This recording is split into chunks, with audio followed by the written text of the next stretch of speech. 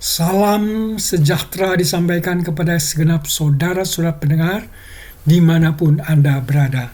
Kiranya Anda semua berada dalam keadaan sehat dan dalam pemeliharaan Tuhan senantiasa. Renungan kali ini mengangkat tema Mezbah, dari bayangan menuju kegenapan. Bacaan terambil dari Keluaran 27 ayat 1 yang berbunyi demikian. Dan engkau membuat mezbah dari kayu penaga, 5 hasta panjangnya dan 5 hasta lebarnya. Mezbah itu berupa bujur sangkar dan tingginya 3 hasta. Saudara-saudara yang kekasih dalam Kristus, bacaan kita membahas tentang pembuatan mezbah dan petunjuk bahan dan cara pembuatannya, yang tentunya tidak akan kita bahas di sini secara detailnya. Mezbah dalam Perjanjian Lama bukanlah sekedar struktur fisik, melainkan simbol penting dari hubungan manusia dengan Tuhan Allah. Setiap detail dari mezbah memiliki makna mendalam yang menunjuk kepada rencana keselamatan Allah. Di atas mezbah tadi, baik mezbah di kemah pertemuan maupun mezbah di bait Allah di Yerusalem, di atas mezbah akan dipersembahkan binatang untuk dikorbankan. Ada domba jantan, kambing jantan, lembu sapi jantan, burung dara untuk mereka yang kurang mampu. Dan ada berbagai jenis-jenis korban yang dapat disebutkan, antara lain korban bakaran, korban pendamaian, korban syukur, korban dosa, korban pelanggaran. Kemudian berbicara tentang berapa banyak kali upacara pengorbanan itu dapat disebutkan. Ada pengorbanan setiap hari, setiap Sabat, dan pada perayaan lain pada hari-hari besar yang ditetapkan. Pertanyaannya, apa yang disimbolkan pengorbanan di atas mezbah tadi? Jawab terhadap pertanyaan tadi adalah, pada mezbah terdapat simbol penggantian dan penghukuman. Di sana terjadi penggantian yang dramatis. Manusia yang seharusnya mati dihukum Allah dapat digantikan dengan korban binatang yang menanggung hukuman, menggantikan tempat si pendosa. Binatang mati dan si pendosa hidup karena diampuni melalui kematian binatang korban tadi. Setiap korban di atas mezbah menggambarkan pembebasan dari hukuman. Terpujilah Tuhan Allah yang beranugerah, yang menyediakan jalan pembebasan bagi mereka yang membawa pengorbanan yang ditetapkan tadi. Mezbah sebagai bayang-bayang perjanjian baru. Demikianlah hendaknya kita membacanya. Dalam membaca mezbah dan upacara pengorbanan di atas, kita tidak boleh terjebak kepada rutinitas kewajiban agama umat perjanjian lama saja. Ada maksud yang lebih dalam dan lebih jauh, karena mezbah adalah gambaran profetis akan pengorbanan Yesus di perjanjian baru. Di perjanjian baru, Yesus menggenapi menjadi korban sebagai anak domba Allah yang mengangkut dosa isi dunia ini. Hukuman saudara dan hukuman saya dipikul dan ditanggung Yesus di atas salib sampai kepada kematiannya. Dia adalah korban sempurna yang menggantikan seluruh sistem korban binatang. Melalui salib, Kristus menghapus dosa sekali dan untuk selamanya, sehingga tidak diperlukan pengulangan korban setiap hari, setiap minggu, setiap bulan, dan setiap tahun. Yesaya 53 ayat 2 mengatakan, tetapi dia tertikam oleh karena pemberontakan kita. Dia diremukkan oleh karena kejahatan kita. Ganjaran yang membawa damai bagi kita ditimpakan kepadanya, dan oleh bilur-bilurnya kita menjadi sembuh. Melalui pengorbanan Kristus, keadilan Allah sekali lagi dipenuhi. Dan beberapa ayat berikut ini memperkuat pandangan ini. Karena Allah mendamaikan seluruh isi dunia dengan dirinya oleh darah salib Kristus. Kolose 1 ayat 20. Sekaligus dengan itu kasih Allah dinyatakan secara total karena begitu besar kasih Allah akan dunia ini sehingga ia telah mengaruniakan anak yang tunggal. Yohanes 3 ayat 16. Akan tetapi Allah menunjukkan kasih-Nya kepada kita oleh karena Kristus telah mati untuk kita ketika kita masih berdosa. Roma 5 ayat 8. Saudara-saudara pendengar siaran hari ini, terutama yang belum menerima manfaat pengorbanan Kristus, perlu ditegaskan sekali lagi bahwa sistem korban di mezbah perjanjian lama adalah gambaran, tetapi Kristus adalah kegenapan sejati. Hari ini Tuhan mengundang Anda untuk menerima dan menikmati pengorbanan Kristus di atas kayu salib. Bukan saja umat Israel yang berdosa, tetapi Alkitab mengatakan bahwa setiap manusia, termasuk Anda dan saya, adalah orang-orang yang membawa status orang berdosa.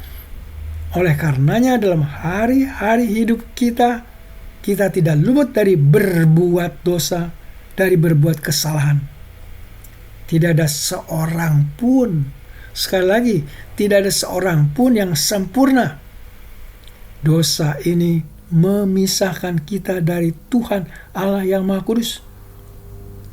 Berita gembiranya adalah bahwa Tuhan Yesus telah membayar lunas hukuman dosa Anda melalui pengorbanannya di atas kayu salib. Kita tidak perlu datang kepada Tuhan Allah dan membawa binatang korban seperti perjanjian lama. Kita cukup datang ke hadapan Tuhan Allah dengan membawa korban Yesus di atas salib.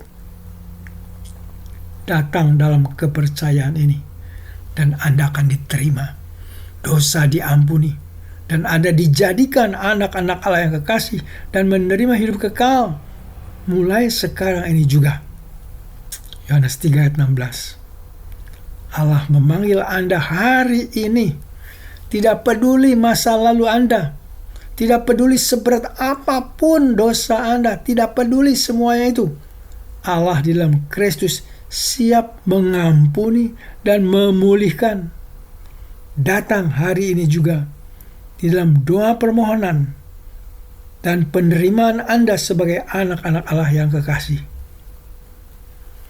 Kemudian kepada Anda yang sudah menjadi pengikut Kristus, Anda yang adalah anak Allah, pelajaran apa yang dapat kita petik dari pengajaran mezbah dan pengorbanan? Jelas kita tidak lagi membawa korban binatang. Firman Tuhan mengajarkan agar Anda dan saya hidup 24 jam sehari menjadi persembahan hidup bagi Kristus, mempersembahkan diri dan kehidupan yang kudus, dalam arti setiap ada dosa cepat-cepat diakui, dan setiap dosa datang kepada Tuhan Allah memohon ampun. Ini menjadi proses sepanjang hayat di kandung badan. Itu yang disebut proses pengudusan. Sekali lagi, itu proses pengudusan yang terus-menerus. Untuk dapat melakukan itu perlu ditopang dan terus mendalam firman Tuhan, sehingga kita tahu apa yang dosa, apa yang tidak berkenan kepada Tuhan dengan penerangan firman Tuhan tadi. Dan kita menaikkan doa-doa sesuai jawab terhadap firman Tuhan, doa yang secara teratur yang kita naikkan secara pribadi di samping doa bersama orang beriman lainnya. Biarlah kita menghadirkan kemuliaan Allah melalui sikap dan perbuatan kita. Lebih lanjut, perlu kita pahami dan praktekkan hidup pengorbanan dalam konteks hidup bergereja dan bermasyarakat. Kita jangan sampai dipengaruhi oleh filsafat praktek zaman, di mana masyarakat modern didominasi oleh kepentingan pribadi. Di dalamnya kita temui praktek sikut menyikut. Di dalamnya kita temui praktek mengorbankan orang lain demi keuntungan sendiri. Dalam semangat zaman semacam itu, maka melunturlah sifat mau membantu orang lain. Lunturlah sifat mau melayani orang lain kalau tidak ada untungnya. Dalam hal berkorban, belajarlah dan teladani hidup Kristus, di mana pengorbanan Kristus tanpa pamrih. Pengorbanan bukan untuk mendapatkan keuntungan, tetapi murni pelayanan untuk memberkati. Pelayanan adalah ekspresi kasih, bukan suatu transaksi. Filipi 2 ayat 3 dan 4. Dengan rendah hati hendaklah yang seorang menganggap yang lain lebih utama daripada dirinya sendiri.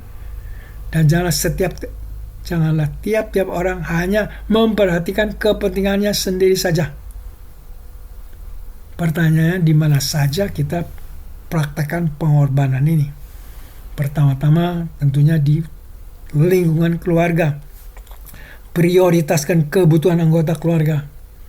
Bersedia mendengar dan memahami. Siap berkorban tanpa pamrih. Kemudian kita dapat berkorban juga di tempat kerja. Tidak menindas bawahan. Memberi kesempatan pengembangan kepada orang lain. Berbagi kredit keberhasilan. Dan sedia membangun tim, bukan kompetisi individual. Pengorbanan dapat dilakukan di masyarakat juga, yaitu peduli pada kaum lemah, berkorban untuk kepentingan bersama, tidak memanfaatkan yang lemah, juga aktif dalam solidaritas sosial. Pengorbanan dapat kita lakukan dalam gereja. Kita melayani tanpa pamrih, mendahulukan pelayanan dibanding kedudukan. Kita bukan cari kedudukan di gereja, tetapi pelayanan untuk memberkati orang lain. Kita diajak untuk membangun komunitas yang saling mendukung. Catatan akhir, pengorbanan yang sejati bukan tentang apa yang kita dapatkan, tetapi apa yang dapat kita berikan. Teladani Kristus yang rela berkorban total demi keselamatan kita. Mezbah zaman dulu adalah bayangan. Kristus adalah kegenapannya. Kita dipanggil untuk hidup sebagai mezbah yang hidup, tempat Allah menyatakan kemuliaannya melalui kehidupan kita. Roma 12 ayat 1 biarlah menjadi penutup. Karena itu saudara-saudara, oleh kemurahan Allah, aku menasehatkan kamu, supaya kamu mempersembahkan tubuhmu sebagai persembahan yang hidup, yang kudus, dan yang berkenan kepada Allah. Itu adalah ibadahmu yang sejati. Amin. Mari kita berdoa. Tuhan, jadikan kami seperti mezbahmu, tempat di mana kuasamu dinyatakan, di mana pengorbanan dirayakan, dan di mana kemuliaanmu dinyatakan. Ya Bapa yang baik, dalam kesempatan ini hamba-Mu juga mau berdoa untuk saudara-saudara pendengar. Saudara pendengar yang sedang sakit, saudara pendengar yang sedang dalam pencobaan. Beri belas kasihan-Mu dengan memberi kesembuhan kepada yang sakit, dan kemenangan bagi mereka yang dalam pencobaan. Ya Allah, Bapa yang Maha Murah, dengar dan kabulkan doa kami yang kami minta dan pohonkan dalam nama Tuhan kami Yesus Kristus, Tuhan Juru Selamat yang hidup. Amin.